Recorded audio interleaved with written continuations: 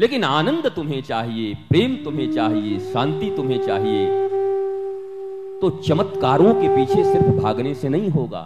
दुनिया का सबसे बड़ा चमत्कार है स्पिरिचुअल होना, धार्मिक होना। ईश्वर और विधाता के बनाए विधानों को मानते हुए अगर जीवन में चलोगे तो कल भले ही गलियों में घूम रहे हो, कब शिवाजी की तरह छत्रपति सम्राट बन जाओगे कुछ कहा नहीं जा सकता, क्योंकि वो नियम, वो धर्म, वो नीतियां अगर तुम फॉलो करते रहे तो इस दुनिया में, इस संसार में, इस जगत में कभी तुम्हें कोई पीछे नहीं धकेल पाएगा, कोई दुख तुम्हारे जीवन में नहीं आएगा। थोड़ा सा इसका कम करो बंसी को, आई एम डिस्टर्ब, बंसी का ये कम करो, हमें थोड़ा ज्यादा दे दो, अभी हम हीरो हैं, बंसी वाला बाद में हीरो होगा।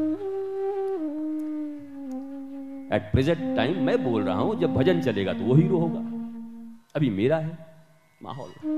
गोलकीपर को जब काम करना हो तो आगे फॉरवर्ड दौड़ता रहे तो गोल हो जाएगा, और जब फॉरवर्ड का काम आए तो गोलकीपर उछलता रहे तो वहां मामला चूक जाएगा। तो अवसर पठिता बानी, शास्त्रों में कहा गया है अवसर पठिता बानी, अवसर के ऊपर ही वाणी, अवसर के ऊपर ही व्यवहार, अवसर के विरुद्ध कोई व्यवहार नहीं करते। इस दुनिया का सबसे बड़ा पाप है अवसरवादी न होना। ध्यान दो, हमारे समाज में एक बड़ी विलक्षण बात फैल गई है कि आदमी अवसरवादी है। इस दुनिया में सबसे अच्छा आदमी वो है जो अवसरवादी, अवसरवादी, अवसरों को जिसने चूका। अभी ये अवसर क्षुद्रता के लिए है या विराटता के लिए है, it's totally depend upon you. अवसरवाद श्री कृष्ण से बड़ा कोई है नहीं। जब झूठ बोलने का बात आए तो भैया धर्मराज से झूठ बुलवा दे, दुनिया की बात तो छोड़ो, किसी झूठे से झूठ बुलवा दे तो कोई बात नहीं, रोज ही बोलता हो। धर्मराज सत्यवादी युधिष्ठिर से कहते हैं जाओ झूठ बोलो, और कहते हैं हम ही मिले तुमको, किसी और से बुलवा लो। बोला नहीं तुम्ही को बोलना। क्यों? बोला ये धर्म के मर्म को अगर भारतवासियों ने और दुनिया के लोगों ने नहीं जाना, अरे झूठा झूठ बोलता है, इसमें कौन सी बड़ी बात है। एक सत्यवादी आज सत्य बोलने जा रहा है। क्यों? क्योंकि असत्य के पक्ष में खड़े ये दुर्योधन, दुशासन और ये गुरु रूप में शस्त्र चलाने वाले, सिखाने वाले गुरु द्रोण खड़े हैं। अगर ये खड़े रह गए तो बात गड़बड़ हो जाएगी, इनको मारना जरूरी है। वहां गुरु को मारना ही जरूरी है, क्योंकि सत्यव्रतम सत्य परम त्रिसत्यम, श्री कृष्ण सत्य हैं। जन्म के समय उनका जरा श्लोक पढ़ो, जब जेल में उनका जन्म हो रहा है, कारागार में वो जन्म ले रहे हैं, 9 बार सत्य से उनका नाम लिया गया। सत्य सत्य सत्य सत्य सत्य। अब एक बात बताओ, कोई सत्य असत्य काम कैसे कर सकता है? भगवान अन्याय कैसे कर सकता है? इसलिए सामाजिक जीवन में हमको यह भी पता नहीं कि सत्य किसे कहते हैं, असत्य किसे कहते हैं, और सुनाते सब हैं कि 1-2 कसाई थे, गैया के पीछे भाग रहे थे, एक महात्मा जी बैठे थे, गैया दाहिने गई और कसाई ने महात्मा जी से पूछा तो महात्मा जी ने दाहिने बता दिया और महात्मा जी को नरक हो गया। बोला क्यों?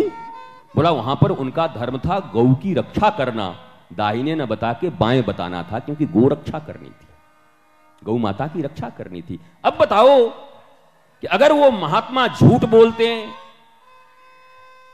तो वो झूठ माना जाएगा, या सत्य बोलते हैं तो वो झूठ माना जाएगा, वो पाप माना जाएगा। इसलिए सत्य की परिभाषा भी बड़ी कठिन। ये ऐसे पान के दुकानों में और सब्जी के दुकानों में और बाजार के ठेलों पर सत्य का निर्धारण नहीं होता साहब। बरसों अध्ययन, अध्यापन, अनुशीलन, चिंतन, मनन, पहले तो श्रवण, प्रथम भक्ति संतन कर संगा, द्वितीय रतिमम कथा प्रसंगा, गुरुपद पंकज सेवा, तीसरी भक्ति अमान, श्रवणम कीर्तनम विष्णु स्मरणम पाद सेवनम श्रीमद् भागवत, तब कथामृतम श्रवण मंगलम, भागवत गोपी गीत।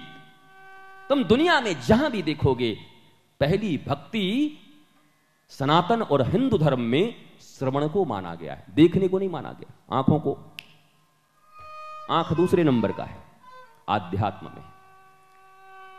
आध्यात्म में कान पहला है। कान कच्चा था कैकई का तो अयोध्या जैसी नगरी बिखर गई। भगवान वनवास, पति का स्वर्गवास, और जिस बेटे को गद्दी पर बिठाना चाहती थी वो गड्ढे में चला गया। 14 साल तक गड्ढे में रहा। नंदीग्राम में गड्ढे खोद करके भरत रहे, क्योंकि श्रवण पर रोक नहीं था, श्रवण पर फिल्टर नहीं लगाया था मां कैकेयी ने। जो बोले वही सुनती थी। मंथरा भी बोले उसको भी सुनती थी। मेरे भाई बहन, प्रिय मित्र, प्यारे, जीवन में फिल्टर बड़ी जरूरी है। क्या सुनना है, क्या नहीं सुनना है, क्या चखना है, क्या नहीं चखना है, क्या देखना है, क्या नहीं देखना है।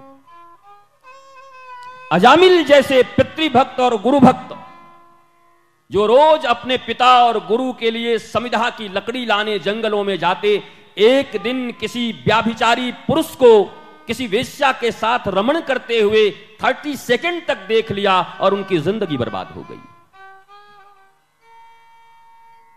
ओनली 30 सेकंड्स, तो जिंदगी गई, गुरु भक्ति गई, पितृभक्ति गई, मातृभक्ति गई।